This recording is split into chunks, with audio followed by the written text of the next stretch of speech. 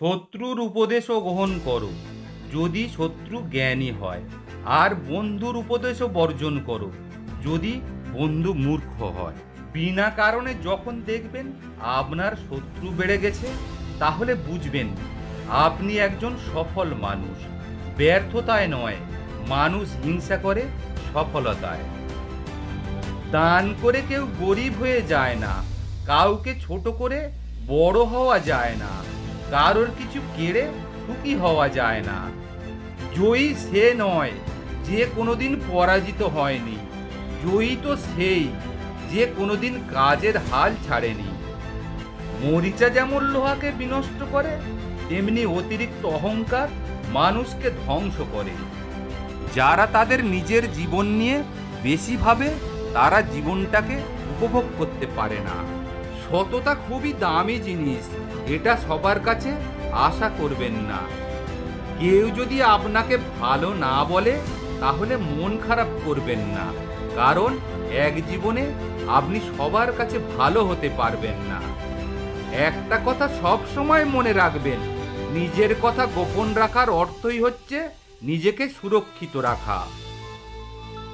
আমরা যদি প্রত্যেকের দোষ খোঁজা বন্ধ করে দিই, তাহলে আমাদের প্রায় অর্ধেক সমস্যার সমাধান হয়ে যাবে। আমি বদলে যাইনি, আগের মতোই আছি। পার্থক্য একটাই, আগে অন্ধ ছিলাম আর এখন দেখতে শিখে গেছি। মানুষের পিছনে যা হাঁটে তাকে আমরা বলি ছায়া, আর মানুষ যার পিছনে হাঁটে তাকে বলি মায়া। মানুষের যখন প্রয়োজন ফুরিয়ে যায়, তখন তার ভাষা ও ব্যবহার দুটোই পাল্টে যায়। নীরব থাকা মানে সবকিছু মেনে নেওয়া নয়, অনেক সময় নিজে ভালো থাকার জন্যেও নীরব থাকতে হয়। জীবন ও সময় পৃথিবীর শ্রেষ্ঠ শিক্ষক। জীবন শেখায় সময়কে ভালোভাবে ব্যবহার করতে, আর সময় শেখায় জীবনের মূল্য দিতে। বিশ্বাস আর নিঃশ্বাস হারিয়ে গেলে ফিরে আসে না, সম্মান আর ভালোবাসা অর্জন করে নিতে হয়।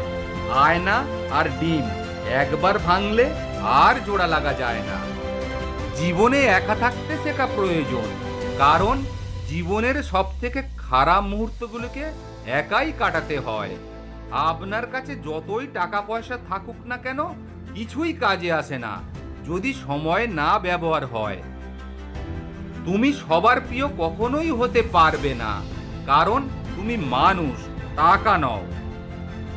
কিছু কিছু মানুষ আছে, দেখবেন তার প্রয়োজনে আপনার সাথে এমনভাবে মিশে যাবে যেন আপনি ছাড়া তার জীবনে দ্বিতীয় কোনো আসন নেই।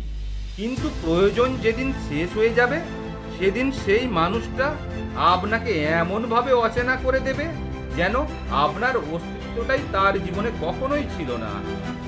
তাই কাউকে অতি সহজে বিশ্বাস করে আপন ভাববেন না। কেউ যদি তোমার মূল্য না দেয়, তবে তার কাছ থেকে বারবার নিজের গুরুত্ব চাওয়া থেকে বিরত থাকো, কারণ সে কখনোই তোমার কদর করবে না।